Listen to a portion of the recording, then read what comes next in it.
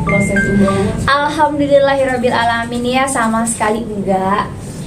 Aku juga kaget sih sebenarnya, karena video itu sebenarnya kalau aku nggak salah beberapa hari, seminggu bahkan ya, beberapa hari lah sebelum aku umroh.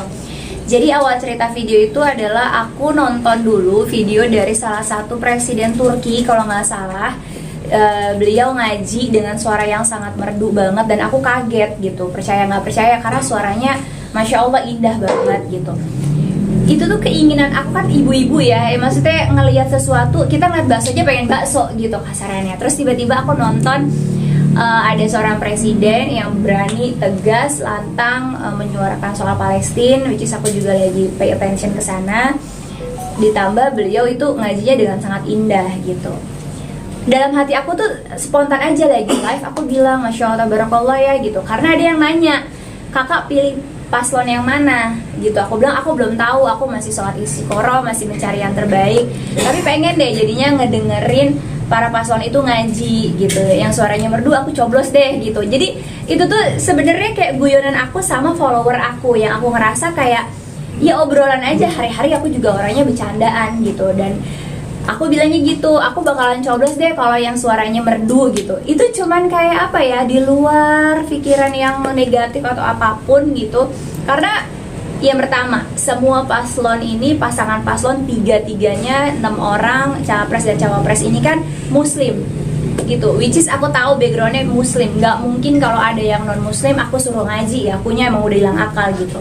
Karena aku tahu ketiga pasang paslon ini muslim, ya nggak ada salah dong kalau seandainya aku bilang, dan aku yakin juga pasti beliau-beliau bisa ngaji gitu. Secara kita di Indonesia nih dari kecil aja kita udah disuruh ngaji sama orang tua kita gitu. Jadi menurut aku itu hal yang lumrah banget. Dan yang kedua, tidak sama sekali ada maksud negatif ke paslon yang mana-mana atau siapa-siapa, dan aku juga belum tahu sampai hari ini mau pilih yang mana gitu. Makanya aku kaget gitu pas ngeliat komentarnya, kok di luar ekspektasi aku gitu. Pertama, menurut aku yang fakir ilmu ini, aku ngomong gitu kan gak ada lari dari mana-mana konteksnya gitu. Pertama, kecuali nih belum ada paslonnya, terus tiba-tiba aku bilang yang bisa ngaji, berarti kan aku menutup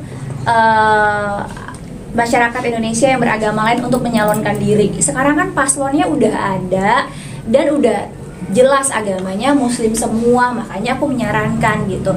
Dan lucunya lagi yang aku denger ya, banyak yang nge-react video-video aku, yang justru yang bulan-bulan itu tuh bikin aku ketawa, karena buat aku nggak open minded. Mereka berkomentar kayak kok presiden kayak mau cari MTQ, harus suaranya bagus dan lain sebagainya. Buat aku kan itu nilai plus pada saat pandangan aku, karena aku baru melihat sesuatu gitu. Ya pastinya background ketiga paslon ini menurut aku sudah berbobot semua, makanya hari ini mereka bertiga, para pasangan paslon ini bisa terpilih. Secara politik pasti mereka udah pada expert, secara pengalaman apalagi, secara apa ya, memenuhi syarat lah untuk menjadi capres dan cawapres. Dan aku kan cuman untuk memutuskan, karena Masya Allah semua tiga-tiganya pasangan paslon ini, makanya aku bilang coba deh mutusinnya dari bayi suara ngaji gitu. Itu sebenarnya spontanitas yang gak ada maksud apa-apa gitu. Jadi kalau orang bilang kok dikait-kaitin sih sama agama, kan Pancasila kita kan sila pertamanya ketuhanan yang Maha Esa, which is semua masyarakat Indonesia wajib memeluk keyakinan atau memiliki suatu keyakinan yang sudah diakui di negara kita. Dan ya buat aku pasti ada kaitannya gitu. Dan juga kan kita tahu kalau kita nanti terpilih siapa presidennya, toh juga akan disumpahnya sama Al-Quran kalau orang muslim.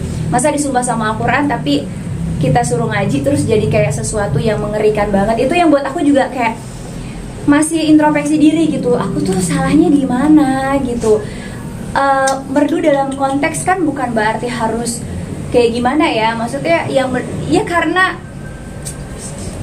ya aku bingung aja sih, jujur sampai hari ini aku masih agak-agak bingung gitu. Apalagi yang nge-react, menurut aku kebanyakan orang-orang yang belum paham tentang indahnya ngaji, nikmatnya mendengarkan lantunan Al-Quran. Dan yang kedua juga aku ngerasa yang berkomentar juga pas aku sempat juga aku klik gitu ya, karena dikirim sama orang-orang dekat gitu, tiba-tiba oh yang komentar juga orang yang maaf gitu, belum paham yang namanya kodrat aja belum paham gitu.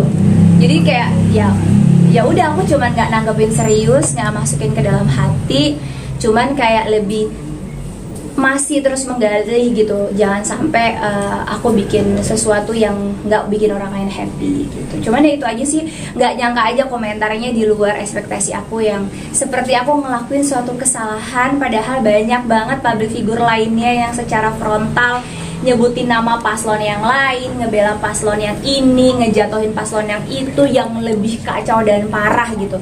Sedangkan aku sampai hari ini nggak sebutin dan nggak sama sekali belum tahu mau pilih siapa, dukung siapa. Dan alhamdulillah aku nggak punya masalah, nggak punya kebencian, nggak punya pikiran yang hati yang kotor, pikiran yang kotor.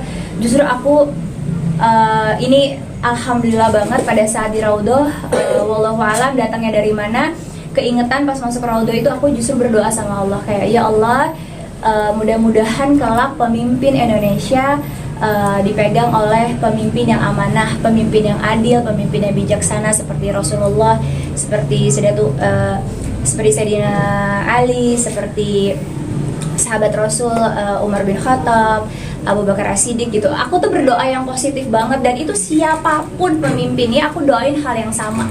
Jadi bukan untuk pemimpin A, B, C, aku aja nggak tahu mau dukung yang mana gitu. Jadi doa aku tuh emang benar-benar untuk seluruh pemimpinnya gitu. Itu aja sih. Jadi agak lumayan bingung